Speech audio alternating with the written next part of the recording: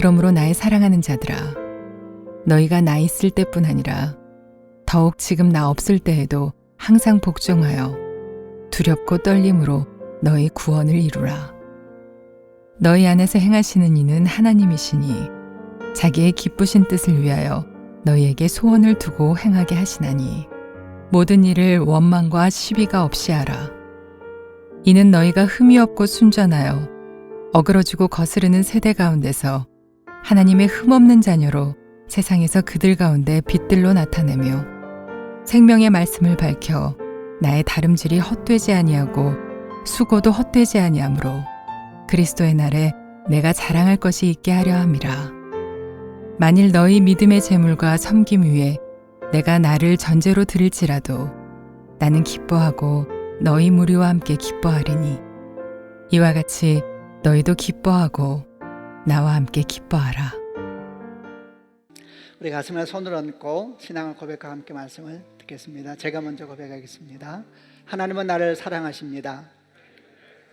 나는 그 사랑 안에 있습니다. 하나님은 오늘 나에게 말씀하실 것입니다. 그 말씀에 능력이 있습니다. 그 말씀에 생명이 있습니다. 나의 마음을 하나님께 열겠습니다. 나의 생각을 예수님께 집중하겠습니다. 들은 만큼 변합니다. 들은 만큼 행복해집니다. 오늘 우리가 나눌 말씀은 빌립보서 2장 12절부터 18절 말씀인데요, 이 말씀은 크게 두 부분으로 분리를 할 수가 있습니다. 먼저 12절과 13절은 내용에 중심되는 중요한 뼈대에 대한 이야기라면 14절 이하는 그런 상황 속에서 어떻게 해야 될 것인가에 대한 세부적인 내용에 대한 그런 부분들이 있습니다. 오늘 묵상은 주로 12절 13절 그를 중심으로 하여서 흔들리지 않는 기쁨은 하나님의 자녀답게 사는 삶입니다 라는 제목으로 묵상을 나누려고 합니다. 먼저 12절과 13절을 같이 한번 읽어보겠는데요, 제가 12절 말씀을 먼저 읽겠습니다. 그러므로 나의 사랑하는 자들아, 너희가 나 있을 때뿐 아니라 더욱 지금 나 없을 때에도 항상 복종하여 두렵고 떨림으로 너희의 구원을 이루라. 13절, 너희 안에서 행하시는 일은 하나님이시니 자기의 기쁘신 뜻을 위하여 너희에게 소원을 두고 행하게 하시나니. 12절 첫 부분이 그러므로 라는 접속사로 시작되면서 지금은 우리가 나누려고 하는 이야기는 앞에 부분하고 이어서 흘러오는 것이다 라는 것을 가르쳐 줍니다. 우리가 지난주에 보았던 잠깐 말씀을 앞부분 말씀을 한번 기억해 보시길 바랍니다.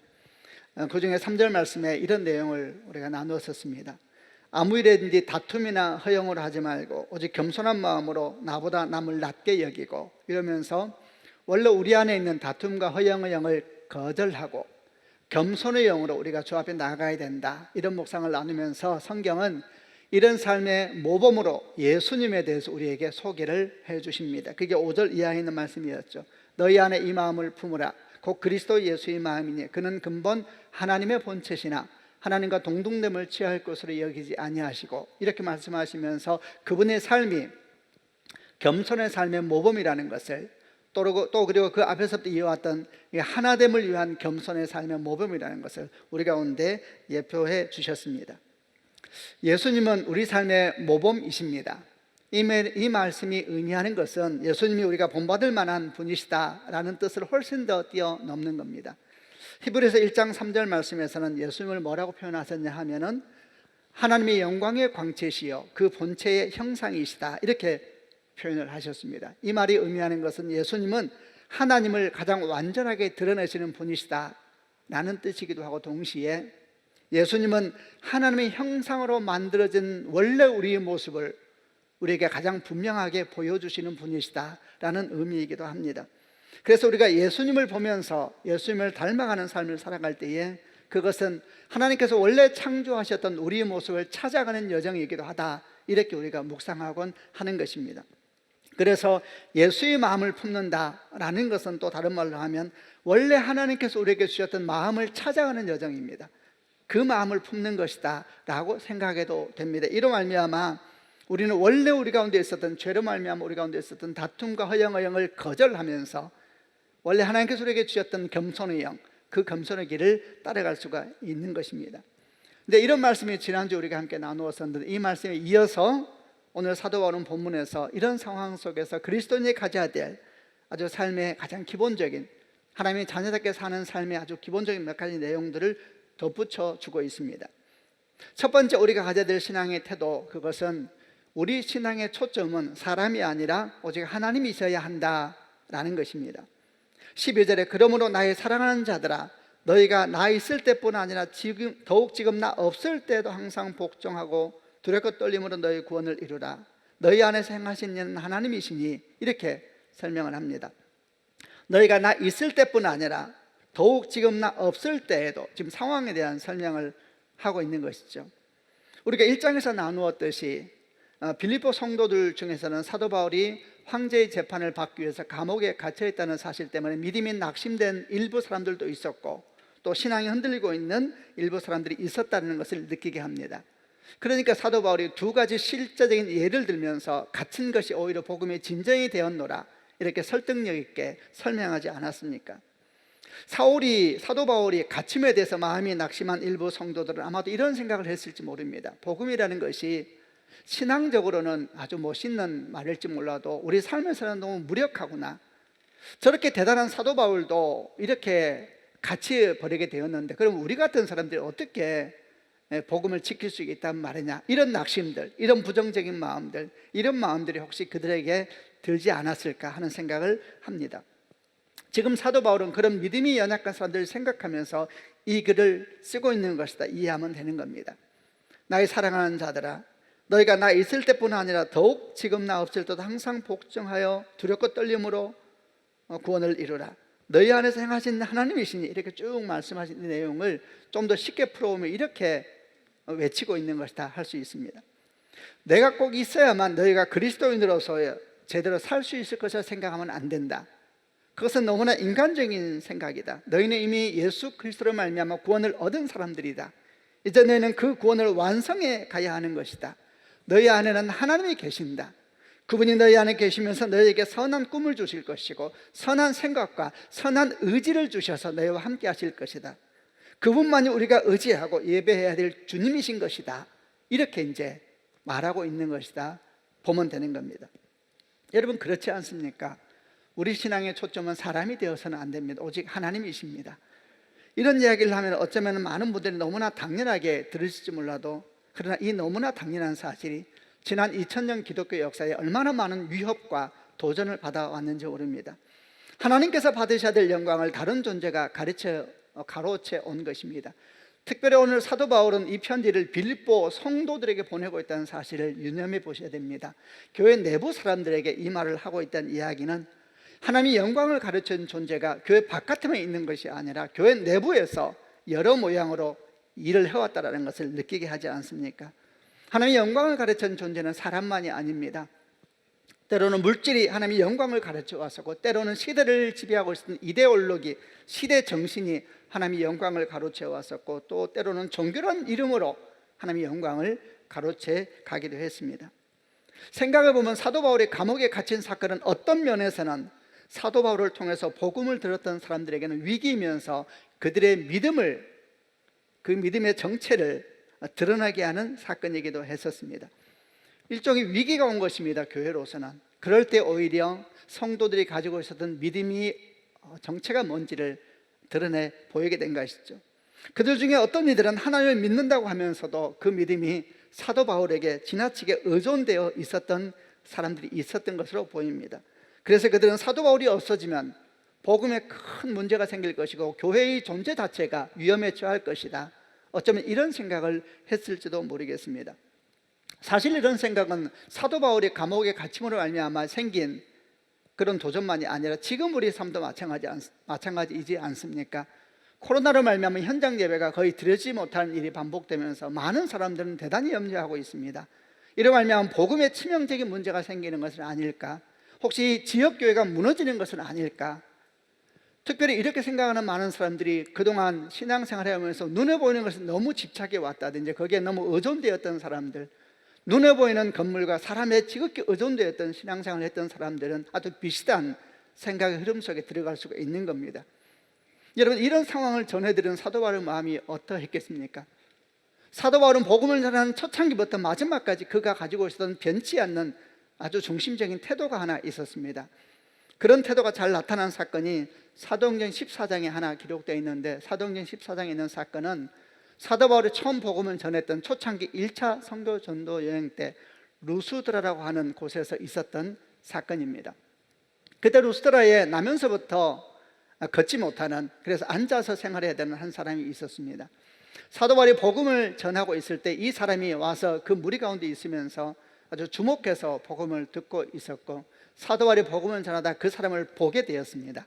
그리고 그 사람 안에 구원을 받을 만한 믿음이 있다는 사실을 알게 됐습니다.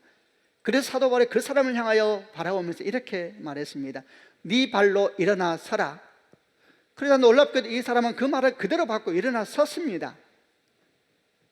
주변 사람이 야단이 났습니다. 많은 사람이 다 그걸 보고 너무나 놀라면서 그 지역 방언으로 이렇게 그들이 말하기 시작했습니다.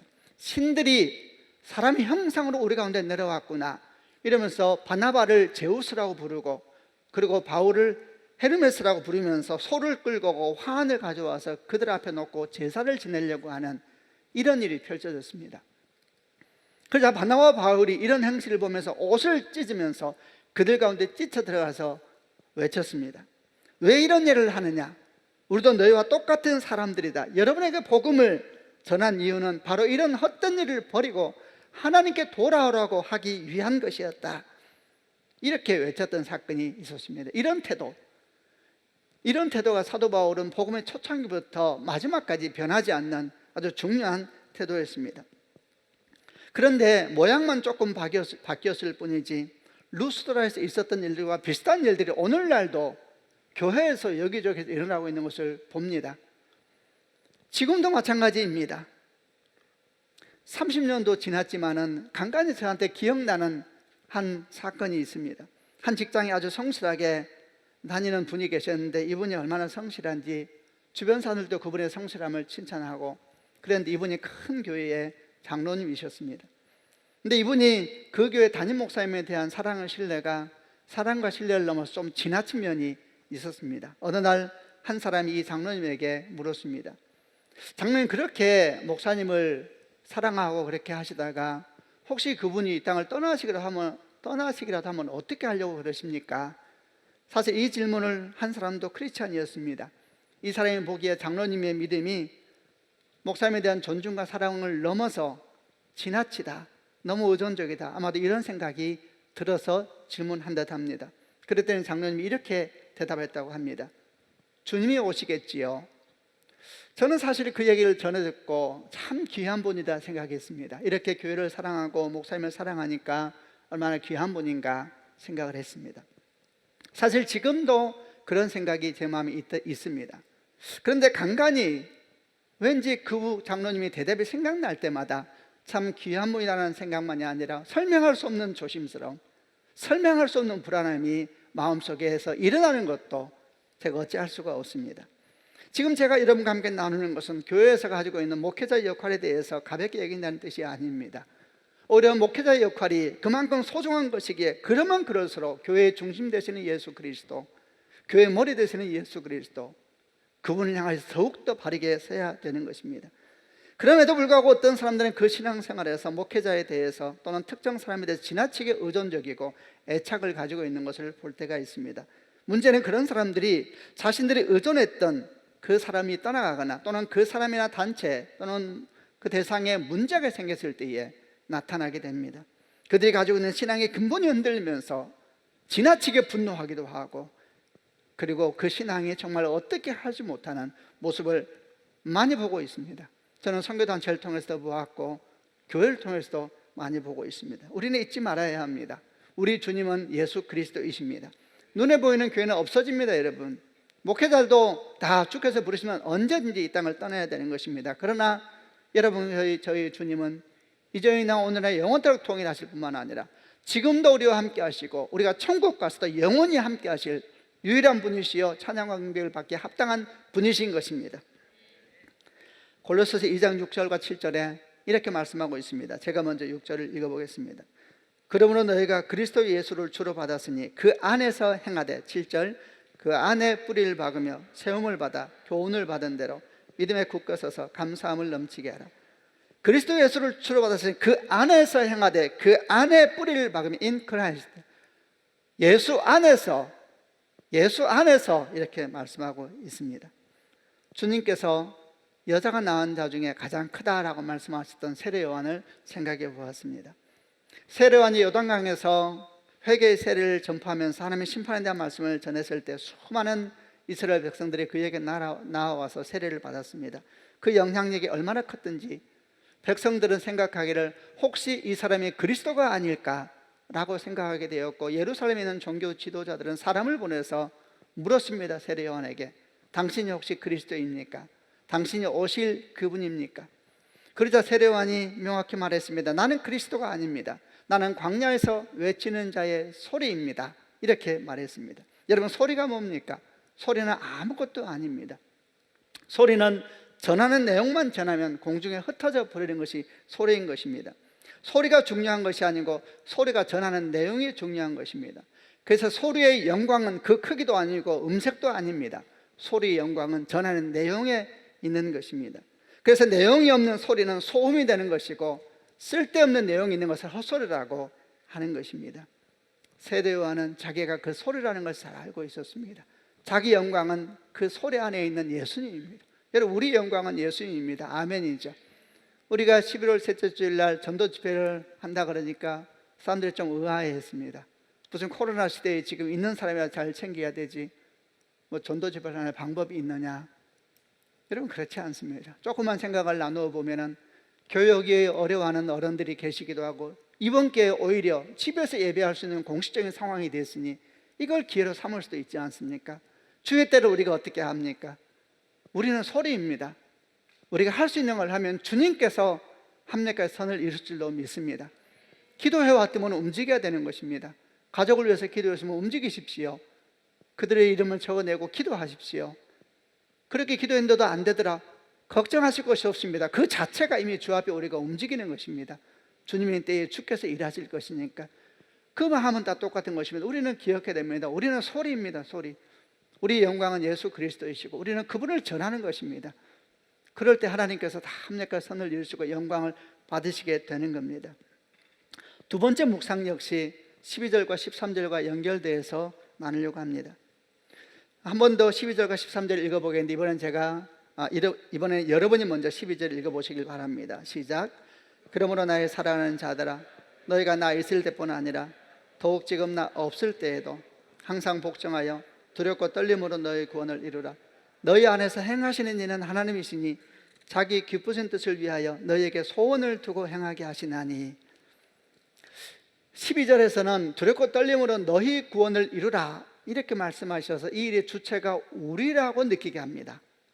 그런데 바로 13절이 이어지자 너희 안에서 행하신 이는 하나님이시니 이렇게 말씀하시므로 주체가 하나님이라는 것을 보게 하지요.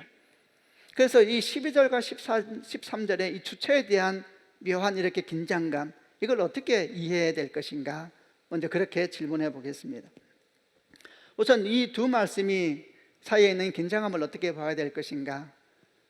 여러분, 사실 그렇지 않습니다. 두 말씀은 긴장관계에 있지 않고 사실은 완전한 보완관계에 있습니다. 우선은 12절과 13절 말씀, 너희 구원을 이루라, 너희 안에서 행하신 하나님이시다, 이 말씀을 누구에게 하고 계신가에 대해서 대상을 먼저 이해해야 됩니다. 빌립보 성도들에게 하고 있는 말씀입니다. 빌립보 성도들은 이미 예수님을 믿어서 구원을 받은 백성들입니다. 그러므로 너희 구원을 이루라 라는 말은 너에게 애쓰고 수고하여서 구원을 받아내라 라는 의미가 아니고, 이미 받은 구원을 애쓰고 수고하여서 완성해 가라 라는 의미로 보아야 되는 것입니다. 이 부분을 설명하면서 성경에서 구원이라고 번역되어 있는 단어가 사실은 한 세 가지 정도의 다른 의미가 있다는 걸 설명을 좀 해보려고 합니다. 그것을 보통 우리가 칭의, 성화 또는 영화라는 개념으로 설명합니다. 우선 칭의는 뭔가? 칭의는 말 그대로 의롭다 칭함을 받는 것을 칭의라고 합니다. 이것은 예수님을 믿지 않던 사람이 자신의 죄를 회개하고 예수님을 영접함으로 의롭다 칭함을 받는 것을 칭의라고 합니다. 로마서 3장 24절 말씀에 그리스도 예수 안에 있는 구속으로 말미암아 하나님의 은혜로 값없이 의롭다 하심을 얻은 자 되었느니라. 이런 말씀을 할 때 이게 의롭다 하심을 얻었다, 이게 칭의를 말하는 겁니다. 칭의는 구원의 시작입니다. 예수를 믿을 때 변화되는 존재의 변화, 그래서 거듭남 같은 말입니다. 새 생명이 처음 시작된 것입니다. 이 새 생명이 처음 시작된 칭의에서 우리가 할 일은 믿음밖에 없습니다. 우리가 할 수 있는 것이 없습니다. 하나님께서 주권적으로 일하십니다. 주께서 아들 예수를 보내서 십자가 못 박혀 죽게 하심으로 그 피로 말미암아 우리는 칭의를 얻을 수가 있고, 우리가 그 피를 믿은 순간 우리 존재는 하나님의 아들로 근본적으로 변화되는 것입니다. 그것을 우리가 칭의라 그러고, 그때 그 칭의를 설명하는 구원, 그것을 선물로 받았다 이렇게 말하는 겁니다. 그래서 에베소서 2장 8절 9절 말씀에 너희가 그 은혜로 인하여 믿음으로 말미암아 구원을 얻었난 이것이 너희에게서 난 것이 아니요 하나님의 선물이다 이렇게 말할 때 이 구원으로 번역된 것은 그 의미가 칭의 개념으로서의 구원을 의미하는 겁니다. 성화는 무엇입니까? 성화, 거룩하게 변해간다는 뜻입니다. 성화라는 것은 거듭난 그리스도인, 칭의를 얻은 그리스도인이 점점 자라가면서 그리스도를 닮아서 성장해 가는 것, 그걸 성화, 성화는 과정입니다. 새로 태어난 생명이 점점 장성한 사람으로 변해가는 것입니다. 새 생명의 그리스도의 장성한 분량에 이르기까지 자라가는 것, 그 과정을 성화라고 합니다. 주의 말씀을 따라서 기도와 순종과 헌신을 통하여서 점점 삶이 예수를 닮아가는 것, 그것이 성화입니다. 그래서 베드로전서 2장 2절은 이렇게 설명하고 있습니다. 갓난 아이들 같이 순전하고 신령한 젖을 사모하라. 이는 이로 말미암아 너희로 구원에 이르도록 자라게 하려 함이라. 이때 구원은 똑같이 구원으로 번역되어 있지만 이 구원은 성화로서의 구원입니다. 그래서 자라게 하려 함이라 이렇게 표현을 쓰고 있고, 오늘 우리가 보고 있는 빌립보서 2장 12절도 항상 복종하여 두렵고 떨림으로 너희 구원을 이루라, 이 말씀도 성화로서의 구원을 말하는 겁니다. 마지막으로 영화는 뭡니까? 영광스럽게 변한다는 뜻입니다.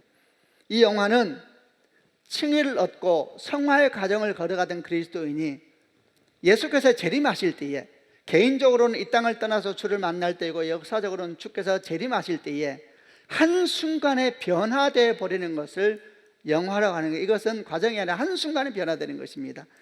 성경은 예수께서 재림하실 때에 마지막 나팔이 울려 퍼진과 동시에 순식간에 믿는 이들이 순식간에 변화된다 그랬습니다.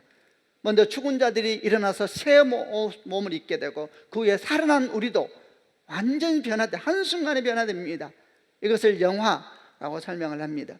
고린도전서 15장 51절 52절에 보라 내가 너희에게 비밀을 말하노니 우리가 다 잠잘 것이 아니요 마지막 날에 순식간 호련히 변화되니 나팔 소리가 나며 죽은 자들이 썩지 아니할 것으로 다시 살고 우리도 변화하리라, 이렇게 표현하고 있습니다.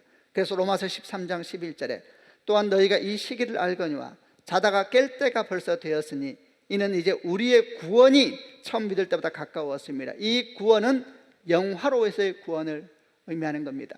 그래서 다 구원으로 번역되어 있지만은 그 내용을 우리가 보면서 칭의의 개념인지 성화의 개념인지 영화의 개념인지 구별할 수가 있는 것이고, 빌립보서 2장 12절 두렵고 떨림으로 너의 구원을 이루라 라는 것은 성화의 개념이다 라고 이해할 수가 있는 겁니다. 그런데 이 성화의 개념으로서의 구원은 칭의하고 아주 다른 한 가지가 있습니다. 칭의는 우리가 할 수 있는 것은 믿음밖에 없습니다. 그러나 성화는 우리의 역할이 아주 중요합니다. 우리 역할이 아주 중요합니다. 그래서 두렵고 떨림으로 구원을 이루라 이렇게 말합니다. 우리 역할이 중요합니다. 이 이루라는 단어가 무슨 뜻이냐면은 완수하라, 마치라 이런 뜻입니다. 그러니까 경주자가 경주장에 딱 들어섰는데 경기를 시작한 겁니다. 그 경주를 마치라 라는 의미가 구원을 이루라 라는 의미입니다. 여러분, 구원이 그렇습니다. 구원은 믿음으로 시작됐습니다. 아멘이죠. 여러분 구원 받으셨습니까? 예수가 우리 가운데 계십니까? 성령이 계십니까? 그럼 여러분은 지금 경기장에 들어선 겁니다. 이 사도 바울은 말합니다. 포기하지 마십시오. 낙심하지 마십시오. 계속 또 그 경주를 하시길 바랍니다. 이렇게 말하고 있는 것이 구원을 이루라는 것입니다. 우리 역할이 중요하다 그랬으니까 우리가 잘해야 됩니다. 우리가 좀 더 나은 사람, 좀 더 선한 사람, 좀 더 겸손한 사람이 되기 위해서 애쓰고 애쓰면서 걸어가야 되는 것입니다. 우리는 그런 과정 가운데 있습니다. 그래서 우리가 설교할 때 우리는 공사 중입니다. 우리는 아직 완성되지 않았습니다. 그러므로 낙심할 것이 없고, 그러므로 포기할 것이 없고, 사실 자기를 보면서 낙심한 사람은 또 다른 면으로 교만한 사람입니다. 낙심할 것이 없습니다. 기존 과정의 성화에 대한 구원을 이야기하고 있는 것이지요. 그래서 빌립보 3장 12절로 14절에 사도 바울이 이렇게 말씀을 했습니다. 제가 12절 읽어보겠습니다. 내가 이미 얻었다 함도 아니요 온전히 이루었다 함도 아니라 오직 내가 그리스도 예수께 잡힌 바 된 그것을 잡으려고 달려가노라. 13절 형제들아 나는 아직 내가 잡은 줄로 여기지 아니하고 오직 한 일 즉 뒤에 있는 것은 잊어버리고 앞에 있는 것을 잡으려고 표대를 향하여 그리스도 예수 안에서 하나님이 부르신 부름의 상을 위하여 달려가노라. 여러분 축복합니다. 이 믿음의 경주를 계속하는 축복이 있기를 바랍니다. 이 경주는 속도의 경제가 아니라 능력의 경쟁이 아닙니다. 믿음의 경쟁입니다. 믿음의 경쟁. 분명합니다. 여러분이 포기하지 아니하고 주와 함께 달려간다면 승리는 우리 것입니다. 아멘이죠. 결정적인 승리는 십자가에서 주어졌습니다. 달리면서 호흡이 가빠르고 지치고 때로는 넘어지고 깨어지고 그래서 다시 일어나 달려야 합니다. 속도의 경쟁도 경쟁이 아니고 능력의 경쟁도 아니고 믿음의 경쟁입니다. 믿음의 경쟁. 포기하지 아니하면 우리가 다 함께 주 앞에서 영광의 면류관을 쓰게 되는 것입니다. 한순간에 변화되는 이것은 여러분 영화가 아닙니다. 소설이 아닙니다. 우리 주님께서 우리 가운데 모범이 되어주셔서 이미 보여준 하나님의 사건인 것입니다. 그런데 이 믿음의 경주에서 아주 중요한 한 가지를 기억해야 됩니다. 그것은 경주는 우리가 하지만 이 경주에 결정적인 분이 함께 하신다는 사실을 기억해야 된다는 겁니다. 그게 13절입니다 13절로 12절이 완성된다 그랬지 않습니까? 그 33절은 뭡니까? 한번 같이 읽어보겠습니다. 시작. 너희 안에서 행하시는 이는 하나님이시니 자기 기쁘신 뜻을 위하여 너에게 소원을 두고 행하게 하시나니. 13절은 한국 번역은 소원을 두고 행하게 하시나니 이래서 문장이 안 끝난 것 같지만 원래 헬라어는 12절과 13절 딱 하나의 문장으로 끝납니다. 12절과 13절은 떼면 안 됩니다. 앞에만 떼놓게 되면 그게 행위 구원으로 가는 것이고 뒤만 떼놓게 되면 우리의 거룩한 사명에 대해서 잊어버립니다. 12절로 13절이 보완되면서 긴장이 아니라 서로 보완되면서 달려가는 것이 신앙인 것입니다. 하나님은 십자가의 구원을 통해서 십자가의 사건을 통해서 우리를 구원하셨습니다. 예수님은 우리 죄를 위해서 죽으셨을 뿐만 아니라 죽음에서 부활하심으로 우리를 어둠에서 빛으로 저주에서 생명으로 사탄의 권세에서 하나님의 나라로 옮겨 놓으셨습니다. 그리고 하나님은 하늘로 올라가셨고 마지막 날 다시 오시겠다가 약속하셨습니다. 아멘이죠. 그런데 여러분 이런 구원 사건에서 꼭 기억할 것이 있습니다. 하나님께서 승천하시면서 하신 약속이 뭐였냐면 또 다른 보혜사가 너에게 올 것이다. 그리고 그 약속을 따라서 성령께서 임하시면서 그 성령이 우리 안에 계시게 되었습니다. 여러분 이쪽은 뭡니까?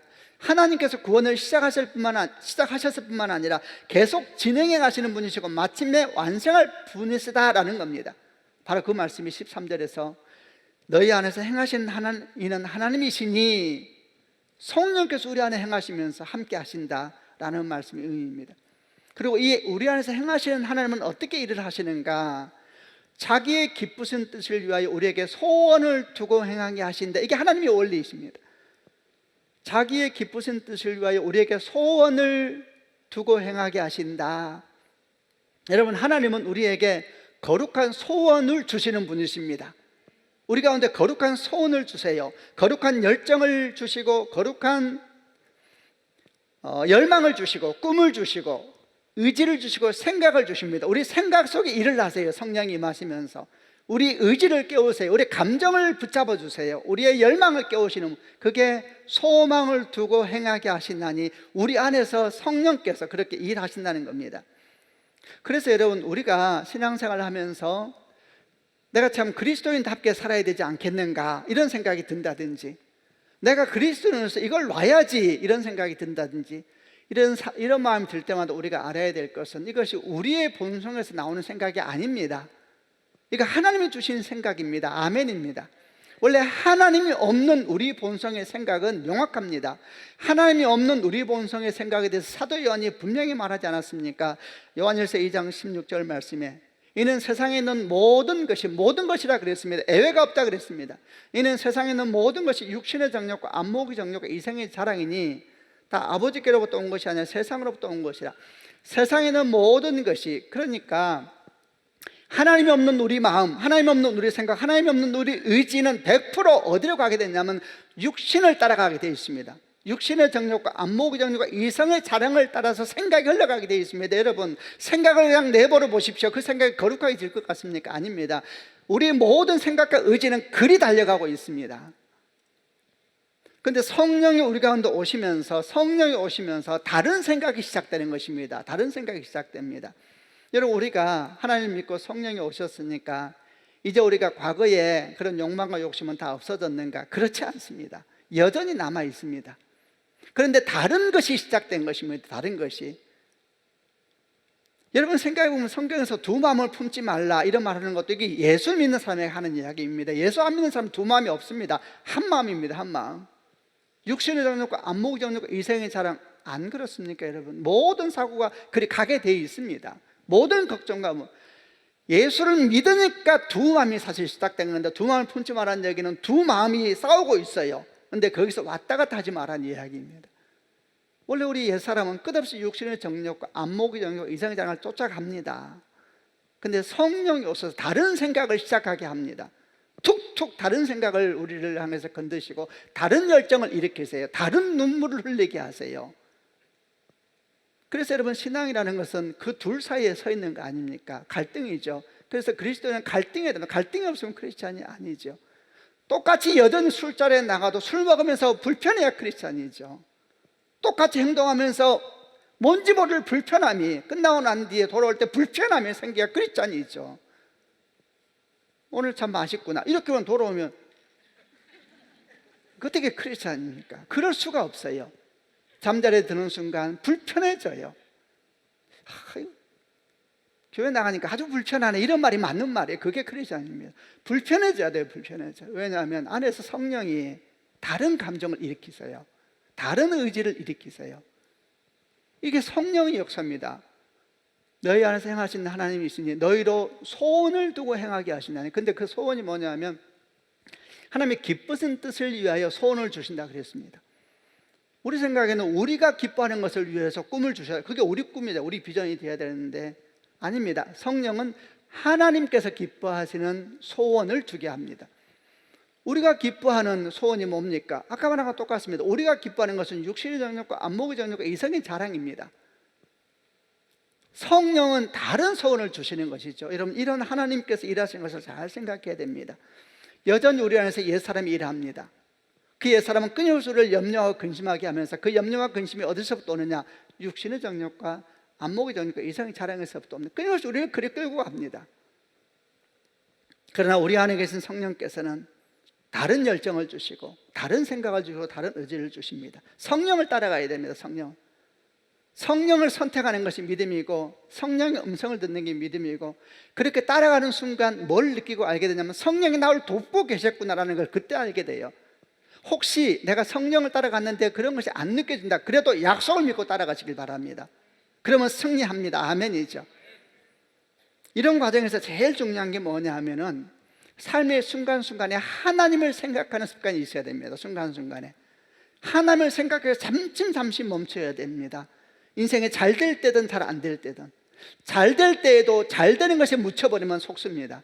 그 순간 잠시 멈춰서서, 크리스찬은 잠시 멈춰서서 그 잘된 것을 주목하는 것이 아니라 내 안에 계신 하나님을 생각하는 것. 그러면 하나님께서 우리 마음에 어떤 생각도 주시고 의지도 주세요.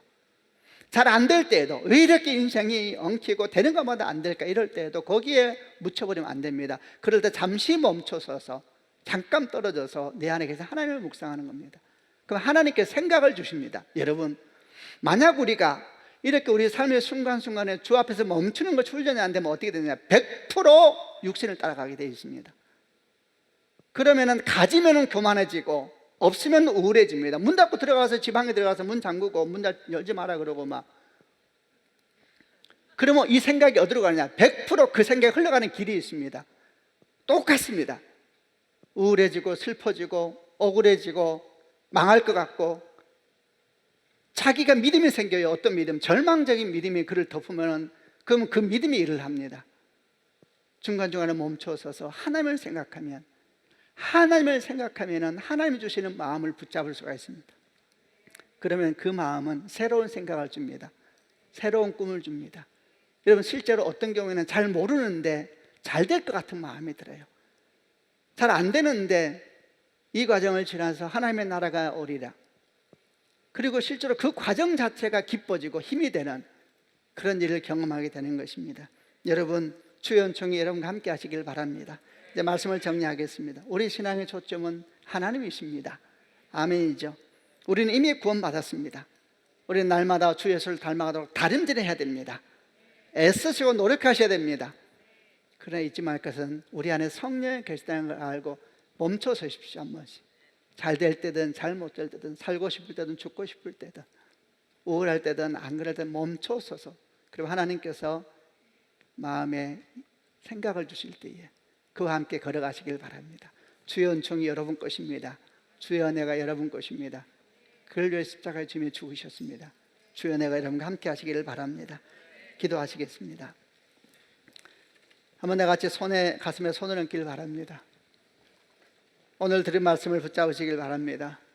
어떤 말씀이든지 그 말씀이 여러분을 감동시켰다면, 또 여러분을 불편하게 했다면, 여러분을 조심스럽게 했다면 어떤 것도 괜찮습니다. 그 말씀을 붙잡고 주 앞에 기도하시길 바랍니다. 하나님 아버지, 이 말씀을 제가 미래의 말씀으로 받아들입니다. 주여, 우리 안에 생하시는 하나님 아버지, 우리의 생각을 주장하시고 우리의 의지를 주장하시고 거룩한 열정을 주신 하나님 아버지, 내 안에서 일하여 주옵소서.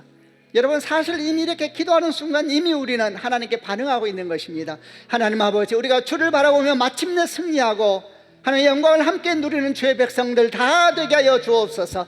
위기 때가 오히려 우리의 삶이 더 명확하게 드러나는 시간 되게 해주시고 믿음에 더욱더 일하는 시간 되게 하여 주옵소서. 우리 믿음 가운데 하나님의 영광의 역사를 보게 하여 주옵소서. 함께 통성으로 하나님께 기도하겠습니다.